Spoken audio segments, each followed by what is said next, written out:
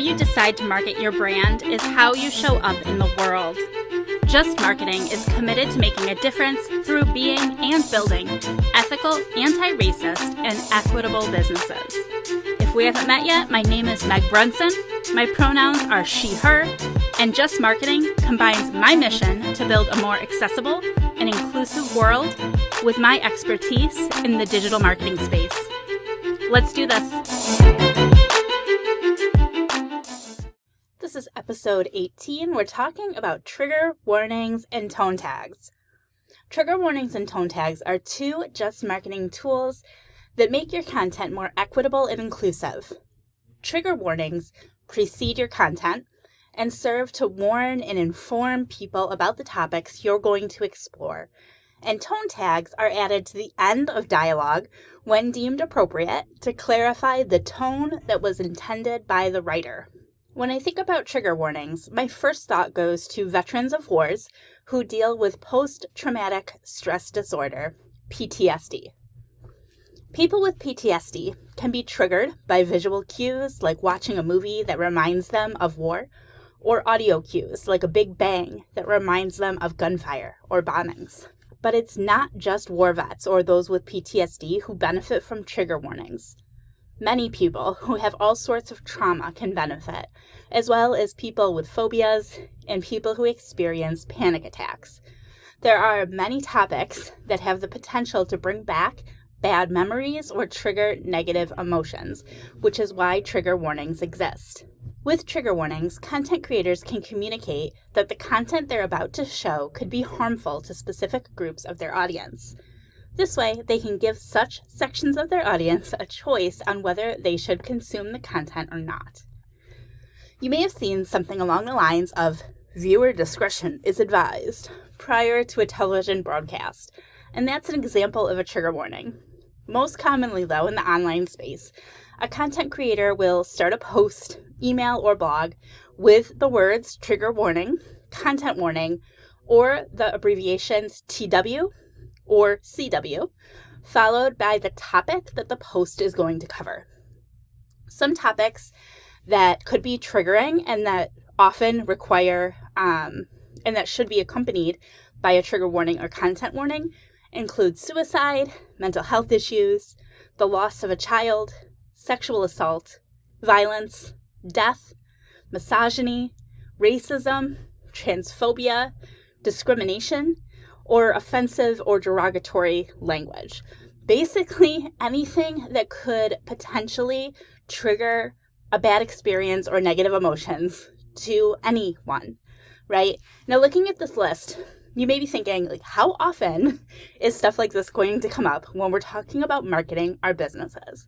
And you may be right that they never or rarely will, but part of being a just marketer is knowing what to do just in case. And your values of justice may also reflect over into your personal life as well, right? Where these topics may be more likely to come up. So for many of us, like myself, the line between personal and business is super blurry. There's a lot of overlap, whether you're an entrepreneur or work for a company. So being as just as possible in personal channels and content as in business and marketing content is equally important. Having this consistency begins to shape the way that you communicate and helps you become part of the movement towards making marketing more equitable for all. Now let's talk about tone tags. Tone is how you sound when you say something. The importance of tone cannot be overemphasized because you can say something as a joke and then you say the same exact thing, but with a serious tone, and it totally changes the phrase. It means two totally different things. And even more, it would have two totally different effects on who you are talking to, right? One example is the words, "I hate you," right? If I say them very seriously and like mean, "I hate you," that is like a really negative thing to say. Now, sometimes with the right tone, that could actually be a joking thing to say to somebody, right? Like somebody embarrasses you and you're like, "Oh my gosh, I hate you," right? just an example, 2 different ways, 2 different tones, 2 totally different feelings and impacts, right? It can be difficult to understand tone from written text. Usually I default to using emojis, but there is another tool that you can use to clarify your message and cut down on potential miscommunication, and that's tone tags. Tone tags are also called tone indicators, and they're elements that you can add to your content in order to communicate your intended tone. They start with a backslash and typically have a sequence of letters that follow. So, for example, \s or \sarc means sarcastic. So if I put I hate you /s, you know that I'm saying that in a sarcastic tone. Another example is /j for joking. Again, it would be used the same way. I hate you /j would be a joking way of using that phrase. Tone tags are a helpful tool to ensure that you're connecting with your audience in a way that everybody understands. It's equitable. Everybody understands the tone that you intended to use with that phrase. My neurodivergent kiddo is actually the one who taught me about tone tags. They really enjoy being on TikTok, and they use tone tags to help them understand the meaning behind messaging, as well as what to expect when they click on different links. They become very upset and frustrated when people inevitably abuse the use of tone tags, marking things as safe, marking things as safe or not disclosing jump scares, for example. Remember, with physical or audio communication, you can rely on things like your body language, facial expressions, and your voice inflection to deduce the tone of communication, but you can't do that with written text. Using tone tags helps your audience clearly understand what you're saying and leaves no room for misunderstanding. And communicating the nature of your content promotes the trust that your audience has in you and your content. You always, always, always want to make sure that you're using tone tags in their intended way. So now that we've talked about why, let's talk about when and where you should use tone tags in your content. Tone tags can be used pretty much anywhere in order to help clarify your message.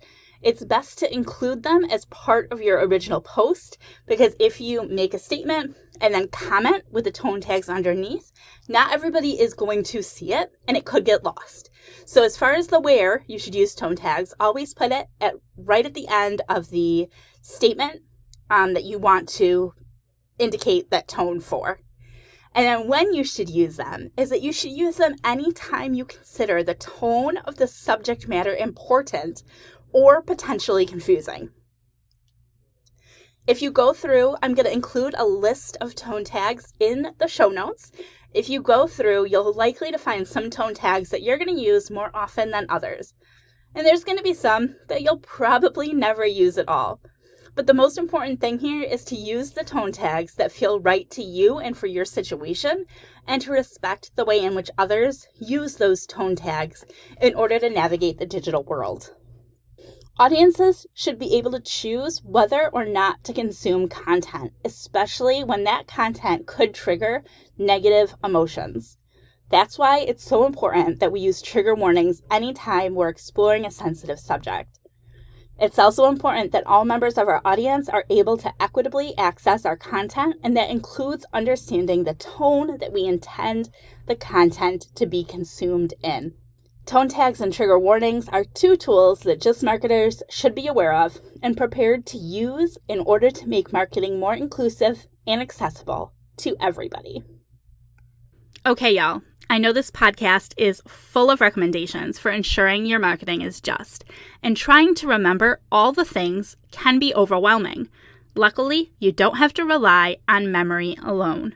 Before you post your next piece of content, be sure to download the Just Marketing Checklist so that you can ensure that everything is as accessible and inclusive as possible. You can download that resource at justmarketingchecklist.com.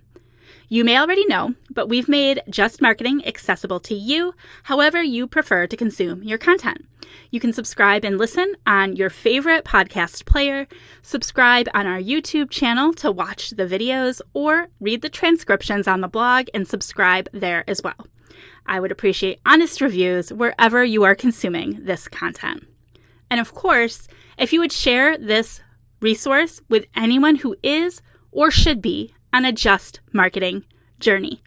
Thank you so much for being with us again today. I appreciate you, and I will talk to you soon. Bye for now.